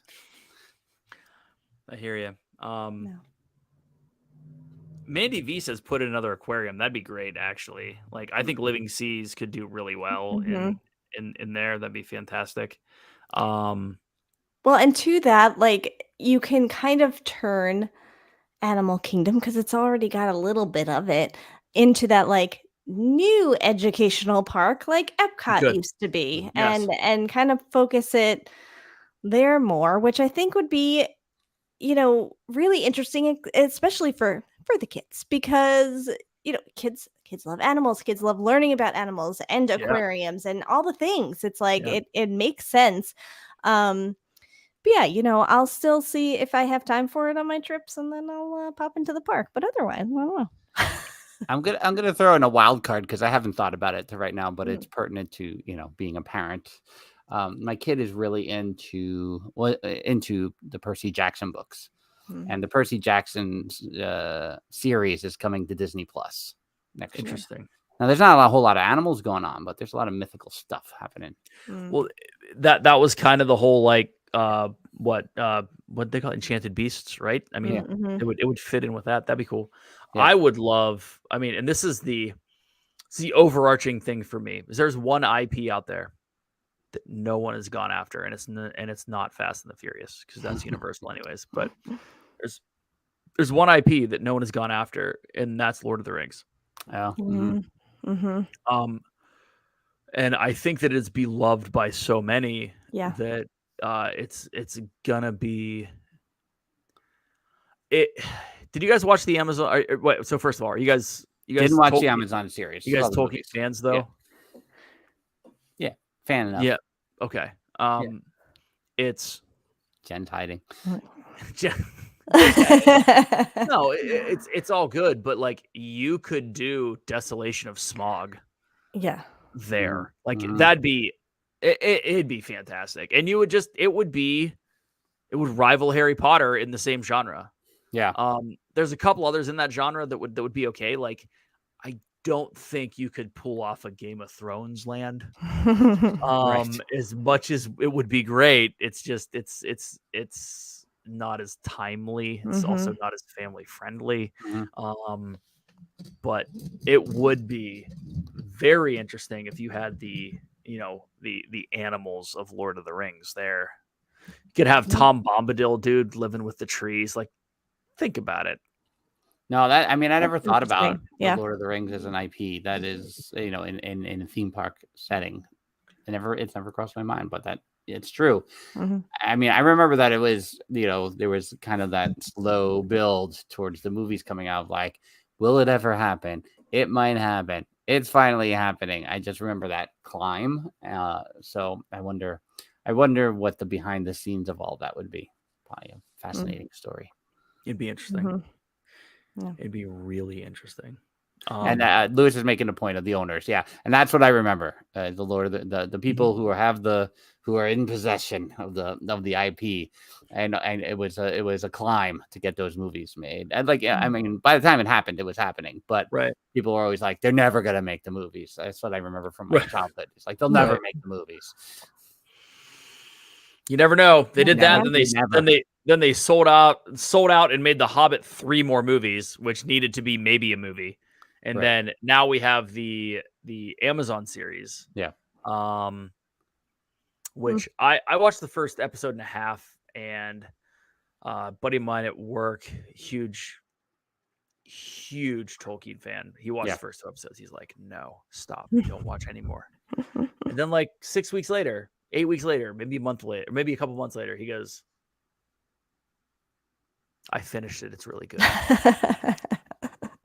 And I haven't yet. I have them, I download them on my phone. I take them to camp. I never watch them. So it's on the list.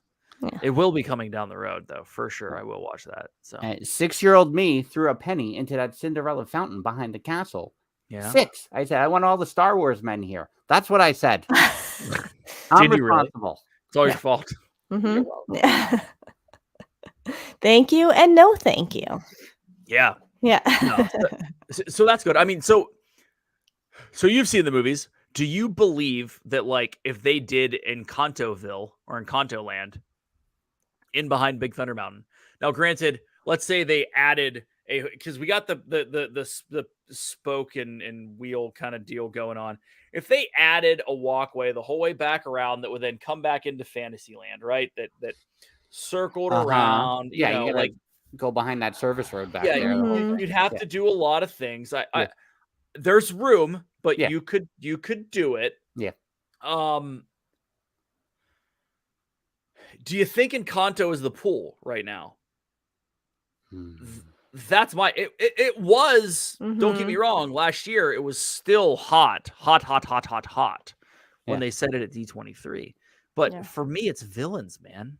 Everyone's wanted some villains land. Dave, since I worked there in the mid-90s, people thought they used to say the great movie ride was going to become a villains ride. Yeah. People used to say everything villains all the time.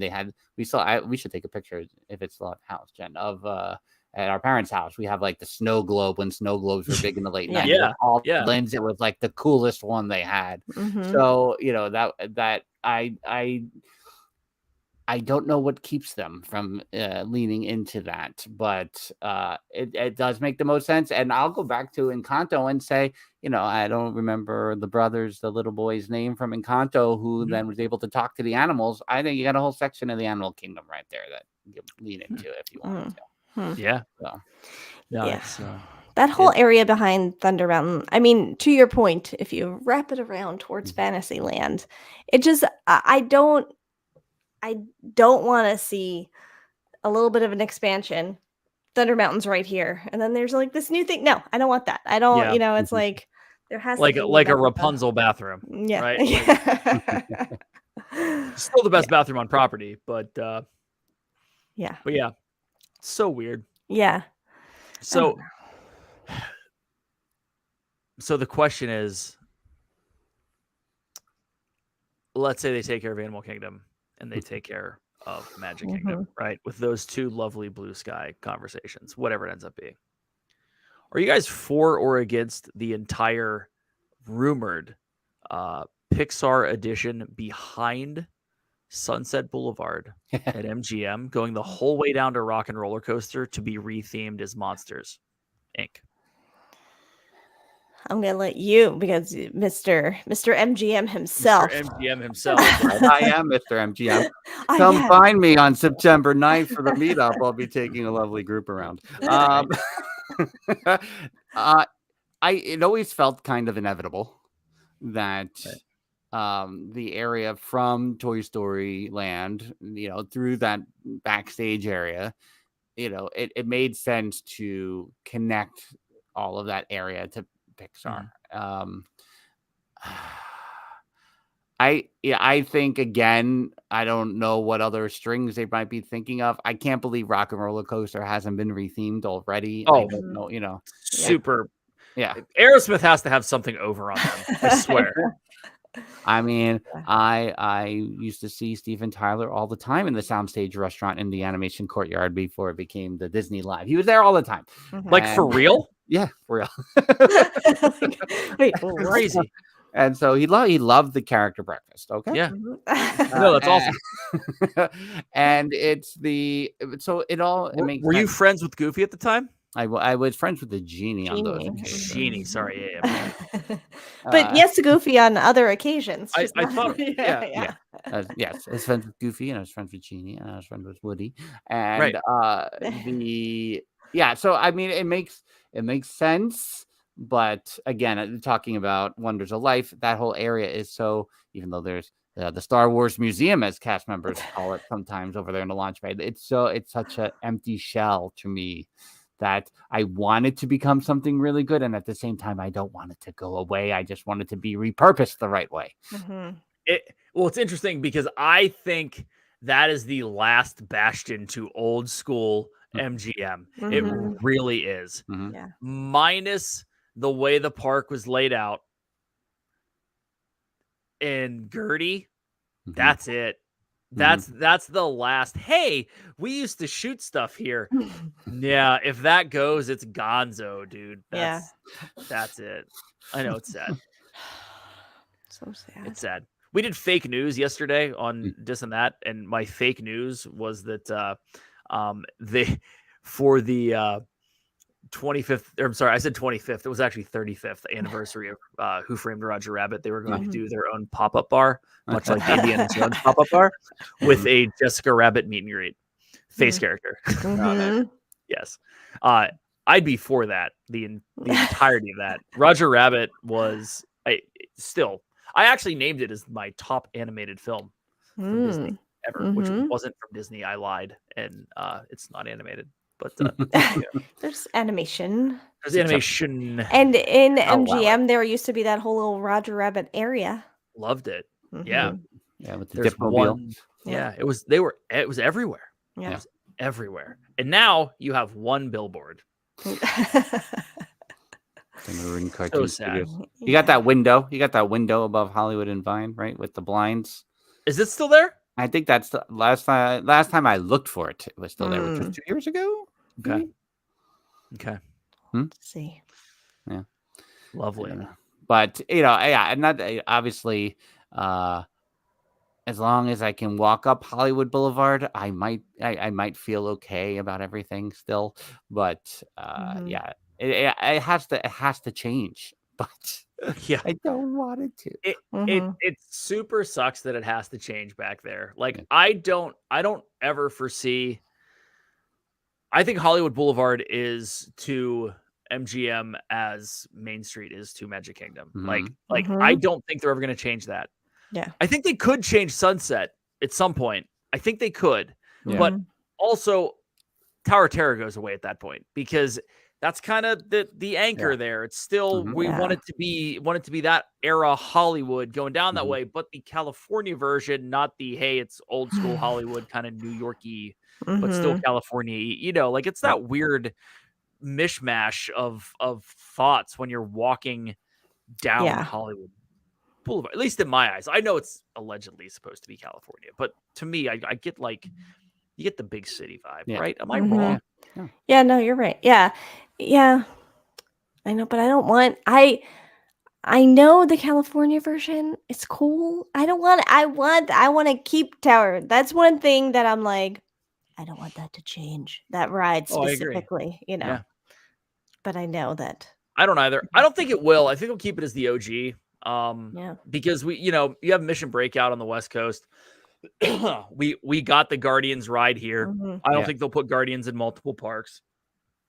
I mean, for me, we talked Marvel. I know you're not huge fans, but if and when, because it will happen, when they have access to all of the old school stuff, the nostalgic. Well, you asked what's going to be nostalgic about it. It's going to be Iron Man. It's going to be Cap. It's going to be Hulk. It's going to be Loki, Thor. It's going to be that. Right. Once they have access to that, I think half of MGM goes away, and it becomes Marvel Studios. It makes perfect sense for them to recreate that entire park around their major right. Well, and I think it does. It makes sense to people sometimes complain about the spokes of the wheels in MGM not being there, but to go Lucasfilm, Muppet, Muppets is a little outlier thing, but Lucasfilm, Pixar, and Marvel kind of in a pinwheel it makes sense, right? But that's I think it's a far enough away. I agree. Yeah.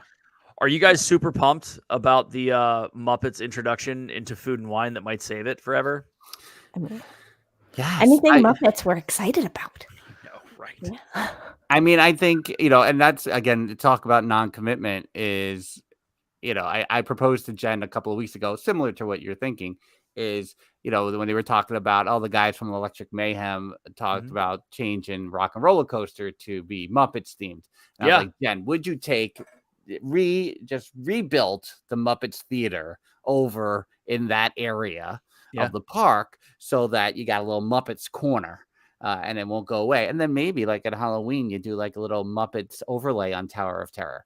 I'm just going to throw that out. It's like, I don't, but that obviously area is in jeopardy, but you also know that Disney wants it. I don't know how badly, but badly enough. They're like, can something with the Muppets hit just enough for us to justify things? But we're not going to put any work behind that. We just want it to happen.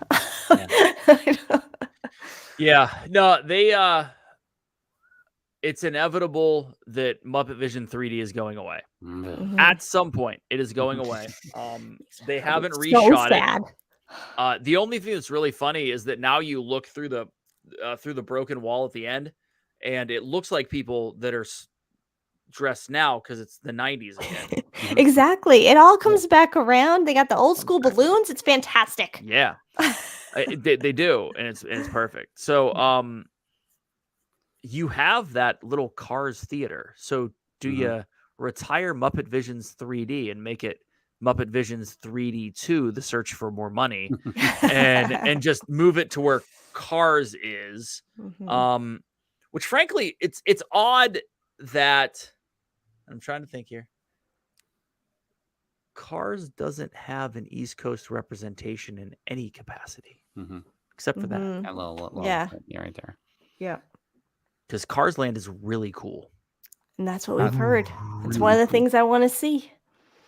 But I mean, and that's the thing, like, and I don't want to get too into the weeds about the writer's strike and the actor strike and all that. But you look at and I know no one's watching network television anymore or plugged in or anything like that. But, the fall is around the corner. Disney, start putting some of your Disney Plus stuff out onto the network. Because if people aren't watching it, see what people are biting on. And maybe do the Muppets a little more often in that area so that they can put the Electric Mayhem series on once a week and see how that gets response. It's just they don't think that way. Right. No, I'm with you. It's man, I would like to see Electric Mayhem as Rock and Roller Coaster. I really would. Is there another band that you would like to see besides Aerosmith? I mean, I think if they're going to retheme it, then you make it a little more Disney and not, but I don't know relating it to Disney. I don't know. Yeah, I mean, you want to see a Swiftie coaster, maybe? No. But it would bring in plenty of people. Yes, exactly. And you can randomize the songs that you get on the ride, and crazy. Oh yeah, for sure. Yeah. Would I personally no?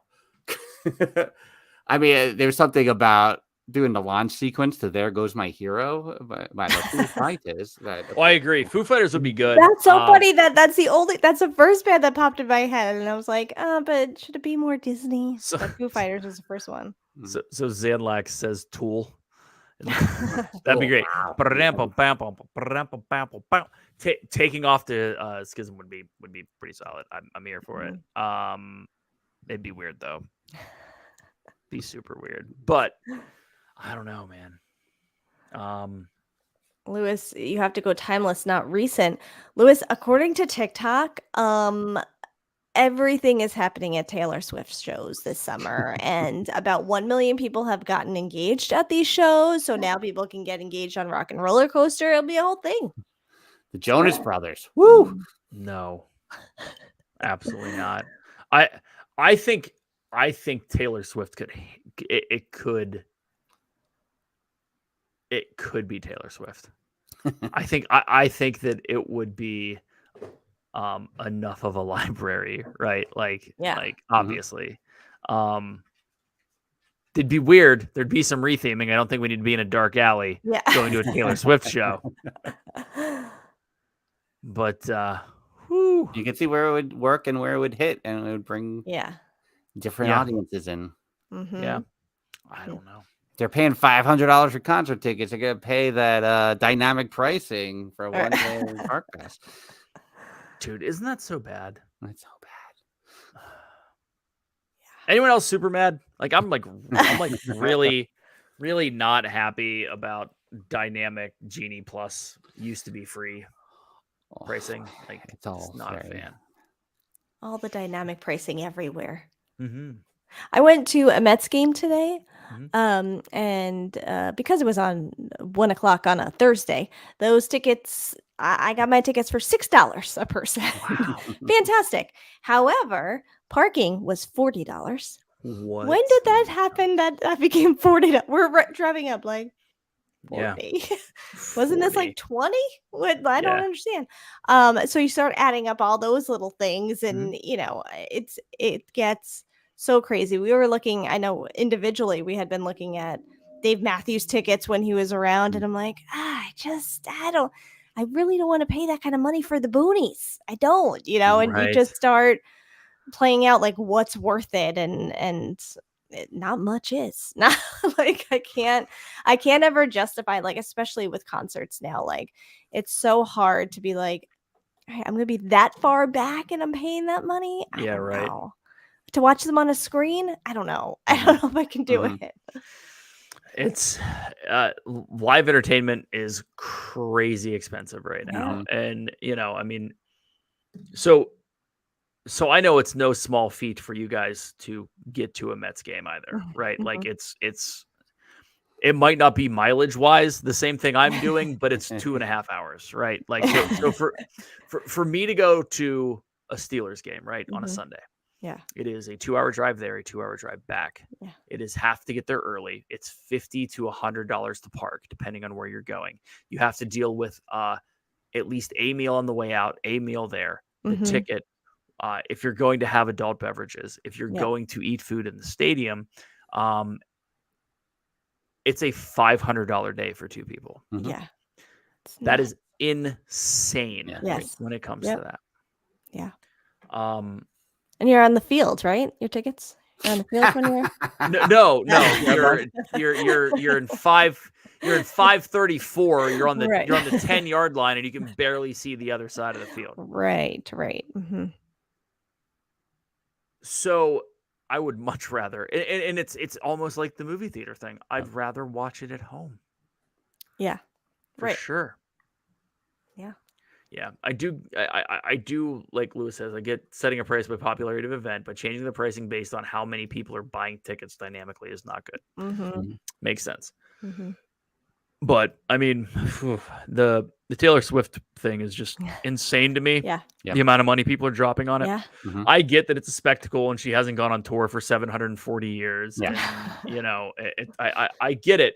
And the thing is like, from what I've seen, probably was worth every dollar that everyone spent.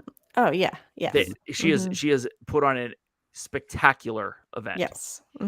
Cool. But that is a 1% of 1% situation. Yes. That is not a Mets game on a Tuesday afternoon for $6, but it still cost you $300. Correct. Yes.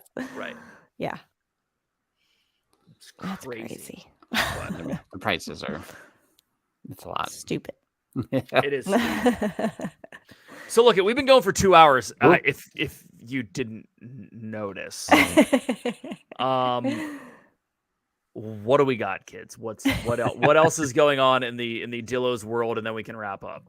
No, well, we mentioned Papa Dillo earlier. We were scheduled to all be on a family Disney cruise next month, which we have now postponed till next summer. But right on the heels of that, we did plan.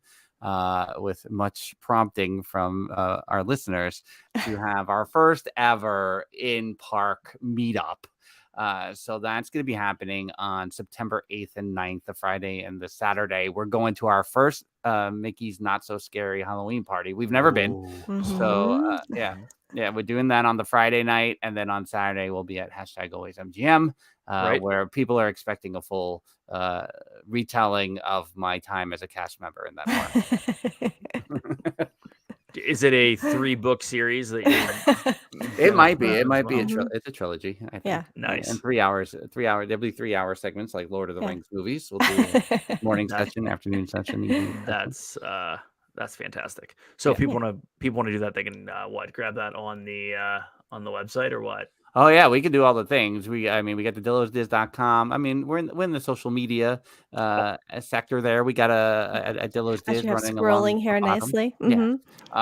We got ourselves a Patreon, a modest Patreon, Dillo's Diz Resort with some DillosDizResort.com with some wonderful guests, long-standing guests of the resort. Who will be participating in that meetup as well. We do listen. I'm just gonna say for the Mickey's Not So Scary Halloween party, the resort guests, we have themed our costume. So the only way you're gonna find out is for like $1 a month going to DillosDizResort.com. We have a 1-channel Discord. We can't do more than that. Just 1 channel. It's all we can manage. But we will... A 1-channel Discord. That's it. 1-channel Discord, Dave. Yes. So what if we have 10 conversations going on at once? Who cares? I'm looking at the two Discords that I run, and I don't know how many channels there are. 50 between the two? 1 channel. World renowned, our 1-channel Discord. Love that. That's actually a great idea. That's actually really good. So I might have to steal that. Just delete everything out, put a couple voice channels in, and call it a day. Voice channels. Who does that, Dave? Not us. That's a gaming thing. That's so you can play on your PC and talk to people at the same time. Yeah. Without having to use the Call of Duty software. Why would you use that? So yeah, DillosDiz.com. That'll get you either place. So you go get the website from that launch page, or go over to DillosDizResort.com for our Patreon. Love it. Frank, Jen, thank you so much. Appreciate it. Hold on. We'll talk to you soon. Everyone, go check out Dillo's Diz on your favorite podcasting platform. Theme Park Thursday, correct? Or you can search Dillo's Diz. It's either or. Go check them out there. That's where all the magic happens. And TikTok, Instagram, YouTube, because they'll be up over 1,000 shortly, because they're going to do all the shorts, hashtag all the shorts, about hashtag all the shorts. always hashtag cargo shorts, hashtag all the shorts. Yeah, I don't think we should hashtag cargo shorts. Hashtag all the cargo shorts. You should just name all your shorts cargo shorts, and we'll just call it a day. But thank you all for being here. Appreciate you. We shall catch you real soon. Talk soon. Thanks, you two. Appreciate you. Thank you. Thank you.